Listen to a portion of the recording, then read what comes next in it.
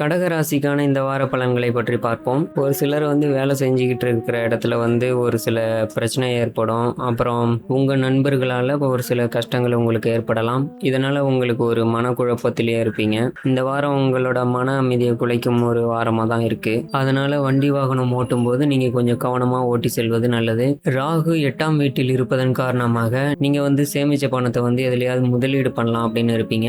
அந்த மாதிரி பண்ணாதீங்க. இந்த வாரம் உங்களுக்கு நல்லா இல்லை, பண்ண வேணாம். ஏன்னா நீங்க பண்ற இந்த முதலீடு உங்களுக்கு லாபத்தை தராம போகலாம். இல்லைன்னா பணம் ரிட்டர்ன் வராம போறதுக்கும் வாய்ப்பு இருக்கு. ஒரு சிலருக்கு பார்த்தோம்னா ரொம்ப நாளைக்கு முன்னாடி தொலைஞ்ச ஒரு விலை உயர்ந்த பொருள் இப்ப கிடைப்பதற்கான வாய்ப்பு இருக்கு. ஏன்னா வீடு சுத்தம் பண்ணும்போது உங்களுக்கு கிடைக்க வாய்ப்பு இருக்கு. இல்ல வேற யார் மூலமாவது உங்களுக்கு கிடைக்கும். அது கிடைச்சதுக்கு அப்புறம் உங்களோட வீட்டு சூழ்நிலை சிறப்பா இருக்கும். அதுக்கப்புறம் உங்க ஃபேமிலி கூட டைம் ஸ்பெண்ட் பண்ணுவீங்க, ஹாப்பியா இருப்பீங்க.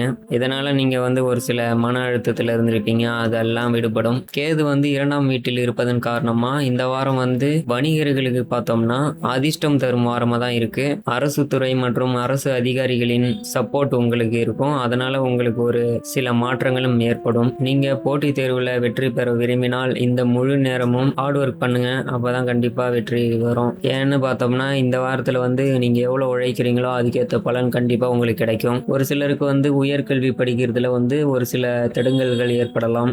இருந்தாலும் நீங்க ஹார்ட் ஒர்க் பண்ணீங்கன்னா அதுக்கான வாய்ப்பு உங்களுக்கு கிடைக்கும். எந்த பிரச்சனை வந்தாலுமே நீங்க தனியாவே நின்று சமாளிச்சிடுவீங்க.